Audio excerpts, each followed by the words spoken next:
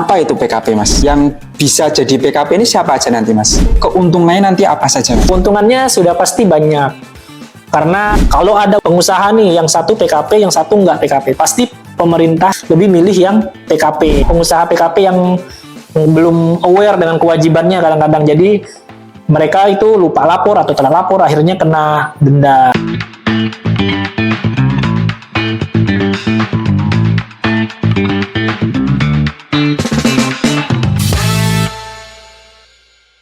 Assalamualaikum warahmatullahi wabarakatuh. Waalaikumsalam Om warahmatullahi Swastiastu, Namo Buddhaya, salam kebajikan. Halo kawan pajak semuanya, selamat datang di podcast Senentang. Senang tahu, pajak sintang. Bersama saya Rahmat yang akan menjadi host pada hari ini, dan pada episode kali ini kita akan membahas tentang pengusaha kena pajak atau PKP. Nah, mungkin di sini kawan pajak udah sering dengar nih Mas tentang PKP. Pokoknya saya itu mau PKP gitu, sering ya seperti itu. Nah, kita sudah kedatangan tamu kita pada hari ini kawan pajak, ada Mas Aulia Harnomo yang akan menjadi narasumber kita pada podcast hari ini. Beliau ini adalah penyuluh pajak di KPP Pratama Sintang. Halo Mas Aulia, apa kabar Mas? Halo Mas Rahmat, kabar baik. Alhamdulillah. Nah, sebelum kita mulai kawan pajak, saya mau pantun dulu nih untuk membuka podcast kita pada hari ini. Boleh. Keliling Tugu BI naik becak, Cakep. membuat hati riang dan senang. Artinya, Halo kawan pajak, selamat menonton podcast Senentang. ore. Baik Mas, nah kawan pajak di sini mungkin masih banyak nih Mas yang belum ngerti. Mereka cuma tahu dibilang harus jadi PKP, tapi mereka belum tahu apa itu sebenarnya PKP. Nah mungkin mumpung nih Mas Aul sudah jadi narasumber kita, boleh Mas dijelaskan dulu apa itu PKP Mas? Oke Mas, jadi PKP itu adalah pengusaha yang melakukan penyerahan barang kena pajak atau jasa kena pajak. Nah ini diatur berdasarkan Undang-Undang PPN tahun 1984 dan perubahannya. Sederhananya, PKP adalah sebutan untuk pengusaha yang melakukan kegiatan usaha atau pekerjaan yang dikenai pajak. Biasanya pajak yang dimaksud adalah PPN atau PPNBM, yaitu pajak penjualan atas barang mewah.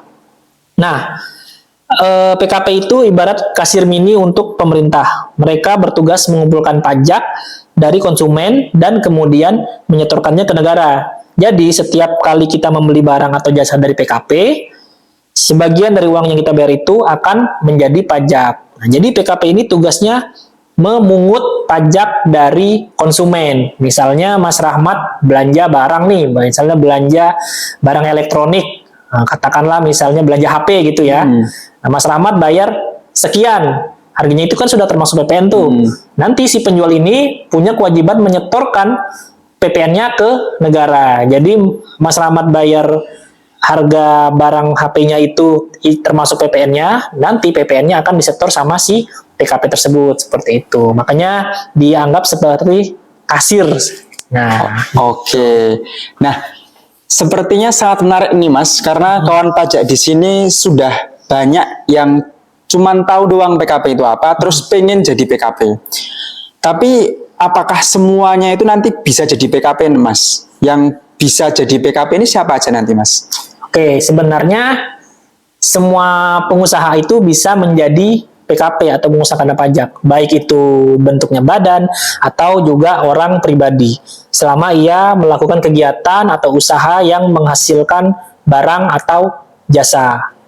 Nah, misalnya nih kayak toko pakaian atau jasa konsultasi, jasa konstruksi, dan masih banyak lagi yang lainnya seperti itu. Nah ini supaya kawan pajak ini mau nyimak podcast kita sampai habis nih Mas, kayaknya perlu dikasih tahu juga nih Mas. Kira-kira kalau jadi PKP itu keuntungannya nanti apa saja Mas? Oke, keuntungannya sudah pasti banyak. Karena di kantor kita juga banyak banget ya yang mengajukan permohonan untuk menjadi PKP. Nah, kenapa banyak? Karena ada keunggulannya. Nah, yang pertama, PKP itu bisa mengkreditkan pajak PPN-nya, atau kita sebut pajak masukannya. Maksudnya itu seperti apa? Jadi, PKP itu kan kalau dia beli barang ke supplier kan dia sudah bayar tuh PPN-nya. Nanti kalau dia jual ke konsumennya, pajak yang sudah ia bayar ke supplier itu bisa dikreditkan sehingga ia tidak perlu bayar full. Nah, jadi sehingga yang membayar fullnya itu adalah konsumen akhirnya. Nah, ini akan membuat beban pajaknya menjadi berkurang itu. Jadi pertama pajak PKP itu bisa mengkreditkan pajaknya sehingga mengurangi beban pajaknya. Kemudian wajib pajak yang statusnya PKP itu lebih kredibel di mata konsumen dan juga bisa membuka peluang bisnis yang lebih besar karena PKP ini itu lebih diutamakan jika mau transaksi dengan instansi pemerintah karena bendahara pemerintah ya itu cenderung lebih memilih pengusaha yang PKP karena untuk kewajibannya bendahara kan memungut PPN tuh, di mana itu wajib harus PKP. Jadi kalau ada pengusaha nih yang satu PKP, yang satu enggak PKP, pasti pemerintah atau bendahara pemerintah itu lebih milih yang PKP. Seperti itu. Jadi untung lah lebih membuka peluang bisnis yang lebih besar lagi. Apalagi kalau transaksi sama pemerintah kan pasti nggak kecil-kecil ya, pasti besar gitu kan. Dan juga terakhir itu bisa meningkatkan efektivitas dan efisiensi produksi secara ekonomis. Karena ya tadi produksi investasi pada BKP atau JKP kan itu ditanggung oleh konsumen akhir pajaknya. Jadinya kestabilan ekonomi dan sirkulasi finansial akan semakin sehat untuk perusahaan atau usahanya. Ternyata banyak ya Mas, berarti keuntungan jadi PKP ya Mas. Kalau boleh saya ringkas tadi berarti yang pertama beban pajaknya berkurang ya Mas. Betul. Terus peluang bisnisnya makin besar. Iya. Karena posisinya PKP ternyata lebih dilirik ya Mas sama bendahara dibandingkan yang tidak PKP ternyata ya Mas.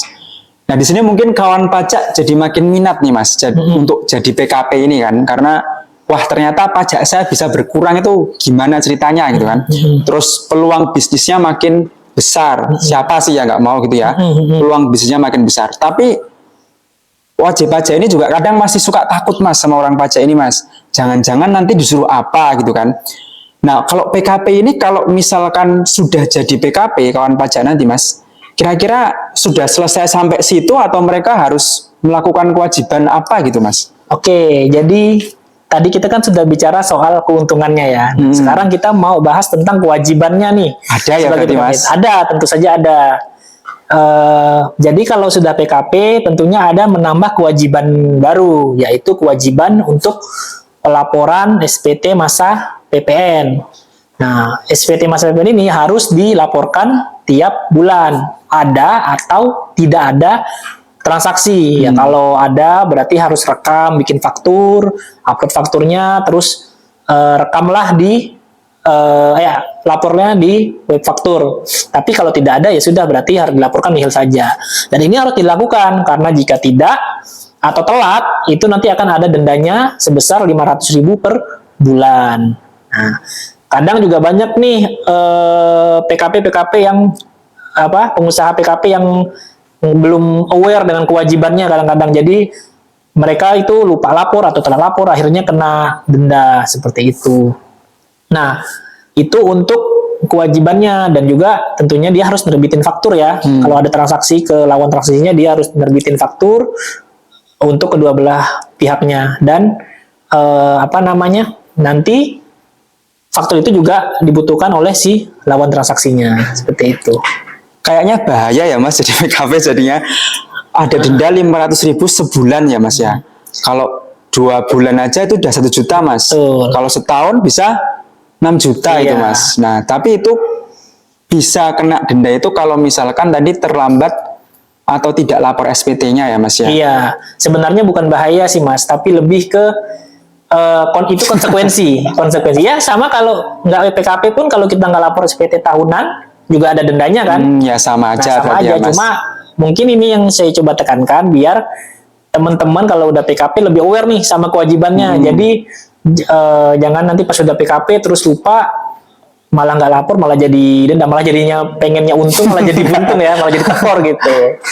Nah itu kan pajak. Jadi ternyata meskipun ada kewajibannya, terus ada konsekuensinya, asalkan tepat waktu itu aman-aman saja. Aman-aman aja, ya. Aman aja. Berarti memang nanti ketika jadi PKP tidak perlu takut lagi ya Mas, karena yang penting diingat saja harus lapor SPT setiap bulan. Betul. Supaya nanti tidak dikenakan denda. Iya, sebenarnya juga biasanya kita juga pasti ngasih tahu sih kewajiban ketika Ya.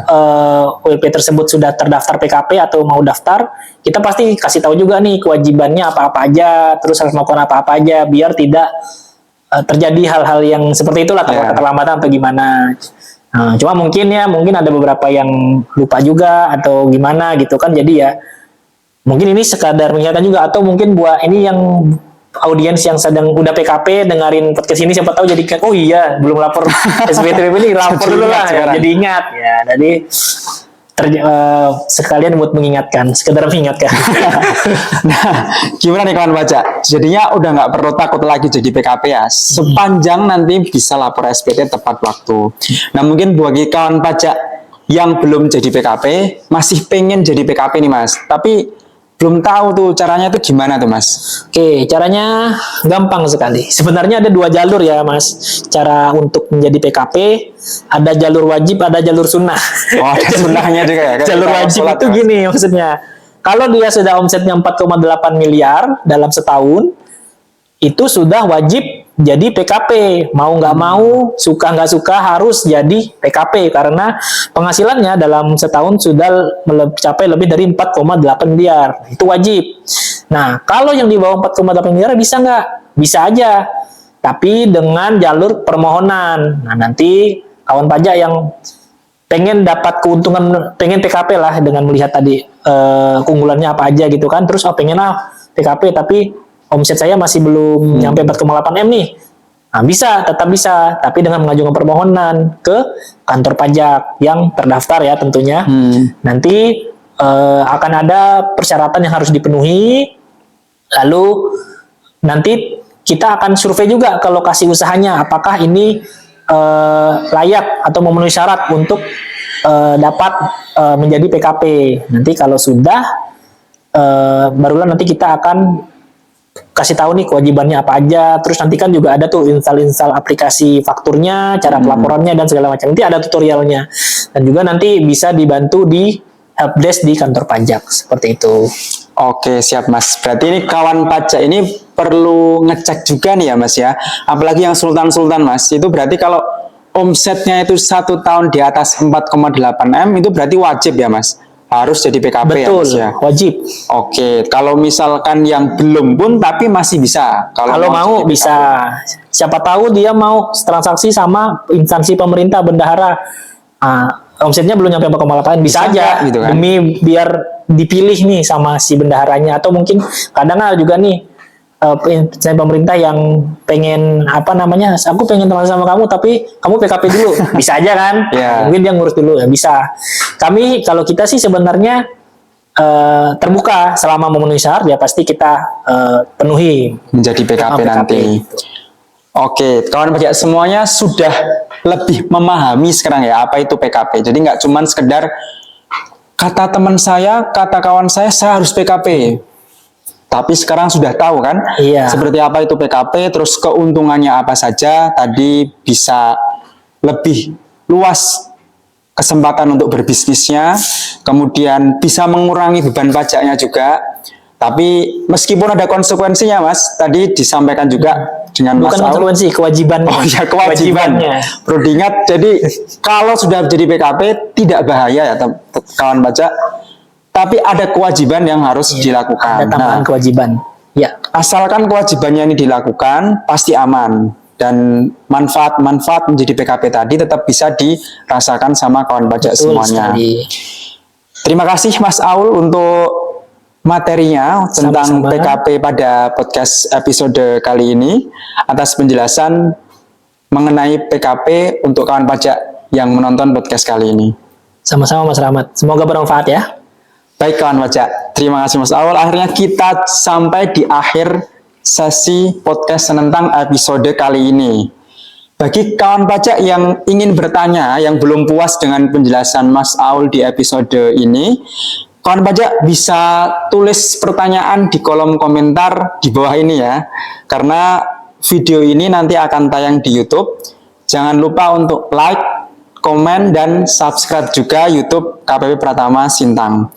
Dan jangan lupa juga kawan pajak semuanya bisa membagikan atau share link video ini ke kawan pajak yang lain, ke keluarganya boleh, ke saudara atau ke teman, supaya nanti yang tahu info tentang PKP ini nggak hanya kawan pajak yang nonton video ini aja mas, tapi nanti bisa ke banyak orang juga nih tahu apa itu PKP, manfaatnya, terus kewajibannya, sehingga kawan pajak semua ini bisa melaksanakan kewajiban perpajakannya dengan lebih maksimal. Karena nggak cuman, wah yang penting saya ke kantor pajak, tapi mereka udah tahu nih mas, oh saya harus begini karena kalau nggak saya begini nanti ada kewajibannya, ada konsekuensinya.